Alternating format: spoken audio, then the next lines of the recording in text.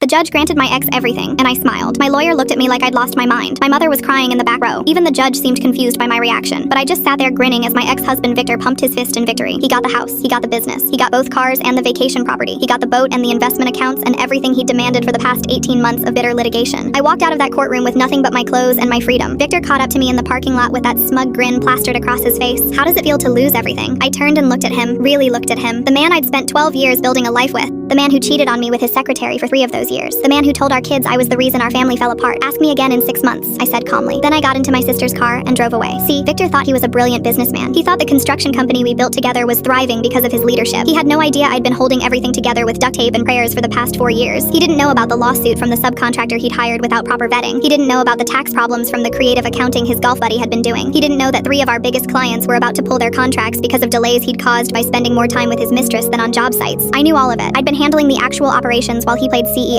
When I found out about the affair, I stopped fixing his mistakes. I let the problems pile up while documenting everything for my own protection. Victor wanted the company so badly he fought tooth and nail for it. His lawyers painted me as a gold digger trying to steal what he built. The judge believed him because Victor was charming, and I was the quiet wife who supposedly contributed nothing. 3 weeks after the divorce was finalized, the subcontractor lawsuit went to trial. Victor lost. The judgment was $400,000. He called me screaming, asking why I hadn't warned him. I told him I wasn't his employee anymore. 2 months later, the IRS sent their audit notice. Victor's golf buddy had been skimming money and hiding it poorly. The back taxes and penalties totaled over $600,000. Victor called me again, this time crying. I let it go to voicemail. The house he'd fought so hard to keep started falling apart that winter. The foundation issues I'd been begging him to address for years finally cracked wide open. The repair estimate was $200,000. He couldn't sell it without fixing it first, and he couldn't afford to fix it. The vacation property had similar problems. The boat needed an engine replacement that cost more than the boat was worth. The investment accounts had been gutted by fees from a financial advisor Victor insisted on using despite my objections. One by one, every single asset he'd won turned into a liability. Every victory became an anchor dragging him deeper underwater. Meanwhile, I was living in a small apartment, working as an office manager for a company that actually appreciated me. I wasn't rich, but I wasn't drowning either. I slept peacefully for the first time in years. 6 months after the divorce, Victor declared bankruptcy. He lost everything anyway. The house went to the bank. The company was dissolved. The cars were repossessed. He moved into his mother's basement at 47 years old. His mistress left him the moment the money disappeared. Our kids, who were 18 and 20 by then, finally learned the truth about why I'd seemed so calm during the divorce. They'd been angry at me for not fighting harder. Now they understood I'd been fighting the smartest war possible. My daughter called me the day after Victor's bankruptcy was announced. Mom, did you know this would happen? I thought about lying. I thought about pretending it was all coincidence, but I was done pretending. I knew everything, I said quietly. I let him win because winning was the worst thing that could happen to him. She was silent for a long moment. That's kind of terrifying. Your father spent 3 years lying to my face while I built his business and raised his children. He deserved every single consequence. Last month, Victor reached out asking if I could help him get back on his feet. He said he finally understood what I'd contributed to our partnership. He said he was sorry. I read his message 3 times. Then I smiled and deleted it without responding. Some people thought I was cruel for letting him walk into disaster, but I didn't create those problems. I just stopped cleaning up his messes. The judge granted him everything, and everything was exactly what he deserved.